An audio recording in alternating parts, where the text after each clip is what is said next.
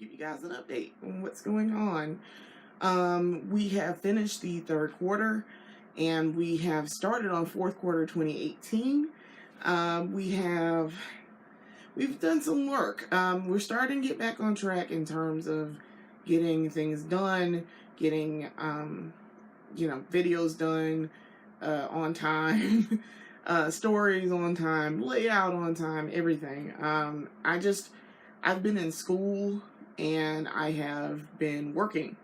And so GI is my side thing. It's not my main thing that I do for a living. So because it's on the side, I have to put it off and I work on it when I got a chance to work on it. Other than that, we've been hitting it pretty hard. I got new toys, and that was the thing I wanted to do this video about. Just to give you an idea of what we've been doing. We have new toys, and if you've been on our Facebook page, I have a video up of a test that I did recording Marvel vs. Capcom 2 on the Dreamcast. We recently ordered and tried out what's called an old school, it's the brand old school, AV to HDMI converter. The converter does its job. It's wonderful. It lets me use HDMI cables with my AV systems that use AV cables.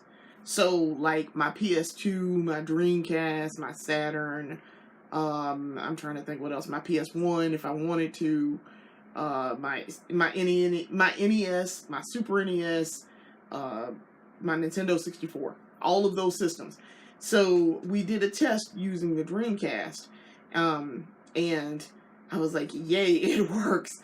It works wonderfully. And I could record using my Elgato screen recorder. I have an Elgato, and you guys have seen it because I've done a review on it. The Elgato Hd60. I have one of those. And so I got it for Christmas in 2015. Yes, 2015. So I use it to record my PS3 and Xbox 360 games when I want to do a review for those. Any modern games, I use it for that. Now, that said, with the PS3, you have to have a special pass-through to get around the HD copy protection. Okay, it's HDCP, I think it is. But there's copy protection on the PS3 signal. So to prevent you from recording like movies and stuff and Blu-rays and stuff, which I don't do. I don't need to do that. I don't care about that. What I want to be able to do is record my PS3 games. So in order to do that, I have to have a special thing, and it's called an HD mini view or something like that. So what happens is it's a splitter, and we're going to review this in the next quarter coming up, in fourth quarter 2018. We're going to review that device. It's a splitter that splits the signal and strips out the copy protection thing, because otherwise you can't see what you're doing. So in order to test it, I recorded, and I've played several PS3 games and gotten video for it, and it works wonderfully. I can do it. So like I recorded video and pictures and stuff and I can get screenshots from my PS3 games now. So that's super helpful. But the old school helps me be able to use and record from games on my PS2 and my Saturn and my Dreamcast, which is my main retro systems for the most part. Super NES and NES too, but those mostly. So I was super hyped when I found out that I could do that. And then I have to hook it up a crazy way so that I can record at the same time as I'm converting the signal. But it works beautifully. It's a crazy looking setup, but it works. You also have to have splitters. You have to have male to female splitters to split your signal for the AV cables to be able to record. So I had already had that because I had another recorder before. It was called a Pinnacle Video Transfer. They don't even make that anymore, I'm pretty sure. Mine got shorted out. My first one got shorted out, so I had to go buy another one. But I had to have splitters for that too. So that's how I knew I was going to have to split the signal and use splitters. Now, I don't have to use splitters with when I'm recording on PS3 and 360 because they're not AV. I use HDMI cables for both of those. So yeah, I was super hype about that. Very happy, very pleased. It's only $20 and it works wonderfully. It works perfectly, actually. So I'm going to be testing at some point. I'm going to be testing N64 games. Because while I have ways to get video for some of those, for a lot of those, some of the games don't work very well with using that if you're not using an actual system. So if you're using an emulator and you're trying to record certain N64 games, you're going to have graphical errors. One of the main ones that I know off the top of my head is not Legend of Mystical Ninja starring Goemon. And Killer Instinct Gold. Both of those have issues. Also, Mario Kart 64 has issues too. So, yeah, I tried not to use emulators as much as possible for that sort of thing. So now that I have this old school HDMI thing, I can do it. I can actually record from my 64. I have an actual 64, and all of the games that I have emulated, I actually have the games. I have a very large collection of games. I have about, I want to say about 200 games. My collection is very vast and very, very, very, very big. My Dreamcast, my PS2 collection is humongous. My GameCube collection is pretty large. My Nintendo 64 collection is pretty large. And a lot of these are my original cartridges, like, that I bought when systems came out and I bought games. A lot of, I found recently, I thought my Super NES and my NES collection was stolen. I thought it was. It was not. It actually turns out it was at my partner's house. And my mother-in-law found it. She was like, "Oh yeah, I found this box of games at the house," and he was like, "Oh yeah, I hid them very well." And I was like, "Oh my God, how did you forget that you even put this in here?" So, because we thought somebody had broken in and stolen some things. They had stolen some things, but they didn't steal my games. So I was very pleased to find out that my original Super Nintendo that I got Christmas morning of 1992, it was still there. Then he found the box that had my games in it. So all of my Super Nintendo and my Nintendo games that I bought are still intact and here. So he brought it over to the house. I was so excited. I was like, "Oh, you found it. Where was it?" So, and I got some gems in that collection. I got Mario World, Mario All-Stars, Super Metroid is my original cartridge for Super Metroid, Super Mario RPG, Legend of Zelda Link to the Past, Cool Spot, I'm trying to think what else, I bought a lot of stuff. The Addams Family Pugsley Scavenger Hunt, which was very good. I'm trying to think what else did I buy. Bust a Move. I mean, like, all the original cartridges. Oh, Yoshi's Island. Like, all of that stuff is in that box. So I was like, yay, they're still here. Also, I had copies of Mario 1, 2, and 3 on Nintendo. I have a copy of Mario Brothers, Duck Hunt, and World Class Track Meet.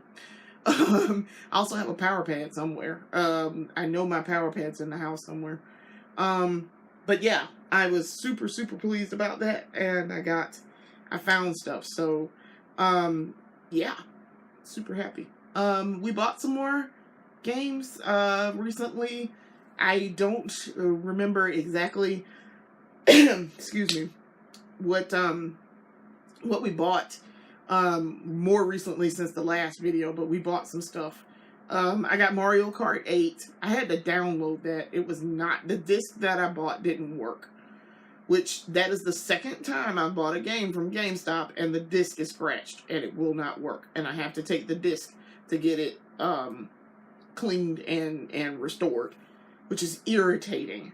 It is extremely irritating. So I just bought the digital version of it. So I have digital versions of Mario Kart 8 and I'm trying to think what's the other thing I bought. Oh, New Super Mario Brothers U and Luigi U. I bought that on Wii U. Again, I bought it on a disc, and it turns out the disc is scratched, which is beyond irritating. So, I bought it digitally. I just went on ahead and bought it digitally. And then with Mario Kart 8, I have, I bought the packs for it. So, I have the Animal Crossing stage, and the Bell Cup, and the, Triforce Cup, and, the Egg Cup. Like, I got all of the little, the DLC for it. So, and I love, by the way, as a retro publication, I didn't like Excitebike all that much. I didn't like the original Excitebike too much. Excitebike was annoying. It took me forever, and I was probably an adult by the time I got the hang of actual Excitebike and what it was trying to do. I love the Excitebike stage in Mario Kart 8. I love it. And I love the Animal Crossing stage that's in Mario Kart 8. It could be a little bit more involved. I thought the Mario Kart stage, the Animal Crossing stage in Mario Kart 8 could have been a little bit more involved with Animal Crossing instead of just, oh, you're riding through here and it's Animal Crossing themed stuff. Same thing with the Legend of Zelda stage. I would have liked for that to be a little bit more involved with Mario Kart and Zelda. Like, I get it. It's very obviously a Zelda themed stage, but show me why it's a Zelda themed stage. Like, give me more of a reason other than you just have characters from Zelda in the stage. Like, it. Yeah. But I digress. I actually really like Mario Kart 8. I think it's a really well designed Mario Kart. It's way better than Mario Kart Wii was. If you will remember and you go back and read our old issues, and I'm talking about our old issues, I reviewed Mario Kart Wii way back in the day, and I did not like it very much. I did not like it. It was disappointing for me because they messed up the battle mode, and the tracks were uninspired, and I didn't like any of the music. So, but I am pleased to report that I like this Mario Kart. I really like this Mario Kart, and it's fun. It gets back to what Mario Kart should be. So, I really like it. So, expect a review for it in a little bit. Same thing with Super Smash Brothers Wii U. I have bought that too. I have that too now, and so I'm going to do a review on it. Mario Brothers Wii U, which is a lot like, it reminds me a lot of Mario 3. A lot. And we were in here playing a couple of days ago. We were using the boost mode in that. And it was fun. It was a lot of fun. I was using the boost mode where I was creating platforms for Brandon. And Brandon was actually doing the playing through. And so I would create platforms and try to help him. And it's a really good game. It's really good. First of all, but it's really good when you work together. It's the type of game that requires you to work together. So, if you work well together, you'll do well at it. But if you don't work well together and you don't listen to each other and help each other out, the person doing the platforming actually using the platforms like they should be, and the person that's creating the platforms not working with the person and making a good platform structure for them, you're not going to do well at that. But we did pretty well. I've already gotten to World 3, I think. I've unlocked 3 and 4 because I've done 1 and 2. So I did 1 and 2 by myself. And then 3 and 4, I helped him. I actually unlocked those, and we've been working on different things so he can get a feel for doing the platforming, and then me getting a feel for making the platforms and stuff for him to help him out. I think it's really cool. I really like how they did that. That changed up the game. So, yeah, I I've been having a lot of fun playing games recently. Just playing things and trying new stuff and getting used to playing new things. I really enjoy playing games again. Um, for a while there, it was touch and go. I really was thinking about, I don't really want to play this. But like now, I actually, like, I enjoy playing video games again. I, when I get home from work, I'm sometimes like, hey, I want to go play Mario or something like that. Like, and I can tell you guys, so once school starts again, because I will be starting school again for my fall's 2018 semester, at the end of this month, August. So, again, it's going to be I have one class that semester, so I might be able to do a few more videos and do things, you know, talk about things and be able to get out, and play games and, you know, do a little bit more. But the spring semester is gonna go back to, because I'm taking 2 classes in the spring of 2019. That's gonna be hard, and I'm gonna be involved with school, and I might not be able to have time to do an issue. So it depends. It's gonna be really hard. I don't know what I'm gonna do. It's gonna be hard, but I gotta figure it out. Figure out how I can squeeze that in. Also, so you guys know, so I've talked about it a little bit, just a little bit, that I'm planning a wedding at the same time, so that you guys know, and it's I won't say that it's been a secret. It's not a secret. I don't really keep it a secret. People just know, the people that know the two of us know that we're in a relationship. So, Brandon and I are engaged and getting married in April of 2020. We've actually set a date, April 10th, 2020. We're gonna get married in our hometown here. It's gonna be a fairly large wedding, so that issue might be a little late. But I've been planning a wedding for a couple of years now, and it's just taken that long because, again, I gotta have money to plan it, and I have a lot of things going on. So it's, with school and work and GI and life.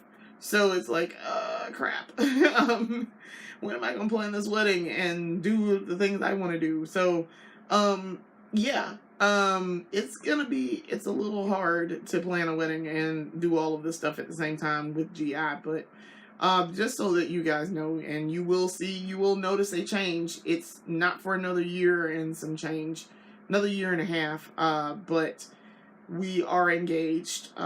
We have been dating, and if you saw our cartoon, we've been dating since April of 2013. So we've been together 5 years now. But like I say, for GI's sake and for GI purposes, I don't talk about it because I'd like to try to keep that separate from this.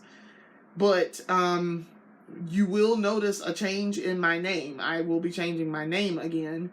My previous name, when I restarted GI, when I first started GI, I was, of course, Lyndsey Hicks.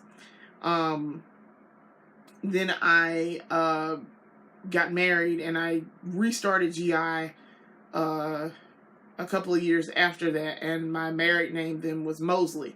So I was Lyndsey Mosley for 7 years. And then after that, when I got a divorce, when I separated from my husband, who was also my producing partner here at GI, I changed it to Lyndsey Hicks Mosley, and I changed it in our stuff back to Lyndsey Hicks Mosley in anticipation of my name changing again, because I was changing it back to my my maiden name. So I officially became Lyndsey Hicks again in around about 2013, January of 2013. So with that issue, you'll notice my name had changed back. So for 5 years now, I've just been Hicks again. So I will be Beatty in 2020. It will change when I get married again. So, Brandon's pretty, he's like, yay, yeah, we're in a relationship, yay. But yes, we produce GI together now. It's just the two of us. So, yeah, you're gonna see some changes coming up. Speaking of which, of other changes, also, I have shot some new photos of us. I have shot a new photo of Brandon for his column sigs and his columns. We call them column sigs in the business, in the journalism business, and the design business. You can call them column sigs, but they're really like the picture to show you who the person is. So I've shot a new photo of him. It will debut in the next issue. I just have to, work my magic in the design part of it. But, yeah, that's all I have, actually. I just did a new Punishment Files video, so that will go up in a little bit. Hopefully you guys can watch it and see my struggles with Mortal Kombat 2 for, that's within the MK Arcade collection. That would be lovely. If you watch my video, I struggled mightily. I had to use 3 different characters, I think. I used Katana, Baraka, Scorpion, and then back to Katana. So yeah. It was a struggle. It was a big struggle. So yeah. I think that's going to turn out really nicely. I'm going to go in here now and fix it up and put it on YouTube. So thank you guys for watching. I'll try to have another update video coming in a little bit. Keep you up to date on our progress and what we're doing for this upcoming quarter. I look forward to this upcoming quarter. This last quarter, of course, was our visit to Dave & Buster's that finally came to Columbia. Dave & Buster's was supposed to come in 2002, 2003, and it never came. It did not come and open until 2017, I'm pretty sure. Yeah, 2017. So, February of 2017. I was like, really? That took y'all 15 years to get one here? That's crazy. So, we went to, for our anniversary, our 4th dating anniversary, we went to Concord Mills.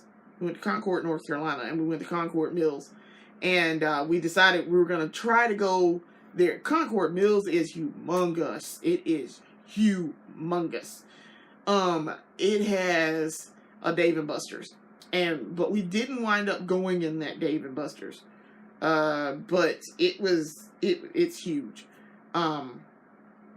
But we might take a trip up there again to see it and try it again, and maybe take some video and do something with it. I don't know, some pictures or something. But they tend to not allow photos and things, so you have to be very careful about that. So, but yeah, that was our feature last quarter. This quarter coming up will be, trying to think Super NES Retrospective. It is going to be about the Super NES. I love my Super NES. I still have my original one, like I said before. I still have my original one, and I love it. I love the Super NES. It's actually my favorite system. My second favorite is the Dreamcast. But I love the Super NES. It was the system that I bought. I had someone purchase for me, but it was the system that I started picking my own games. I tried out things. I was adventurous with it. Like, I would go to Pick-a-Flick, that used to be a video rental chain here in Columbia. I would go to Pick-a-Flick and rent games all the time. Like, every weekend. I was renting a game and, playing through stuff and learning what I liked to play and what I didn't like to play. I enjoyed renting games and stuff. It was great for a person like me who want to try something out first without having to buy it, and then to make that decision, do I want to buy this or no? Because I don't know if I want to buy this. And then if it had terrible, gameplay or whatever, then, I could decide whether or not I wanted to buy it or not. And I really wish that I had started GI way back when, and got some design skills before I got into journalism. I would have started GI, and I read game magazines, and I knew about that sort of thing. I knew that, I kept up with the news of the day. That's how you got your news of the day. There was no internet. So I knew about game magazines, and I read EGM. I was a huge fan of EGM once I got to be a teenager. And they had a golden period right about the late 90s, early 2000s. They had a really good golden period. It was a good magazine then. And I still have my old issues. But I mostly read as a little preteen and middle school and all of that. I read GamePro. GamePro was the magazine to read at the time. I had a GamePro subscription way later, but every month I used to go buy the new GamePro and rent a game at the same time. I was renting games all throughout the month anyway, but I would wait and get my new issue of GamePro, and I would read it from cover to cover in a day, and that's how I kept up with things and tips and tricks and strategies. And if you have watched and read our MK2 tournament coverage, that is where we got the idea from running the tournament, because they had run, and they didn't finish the tournament, but they'd run it where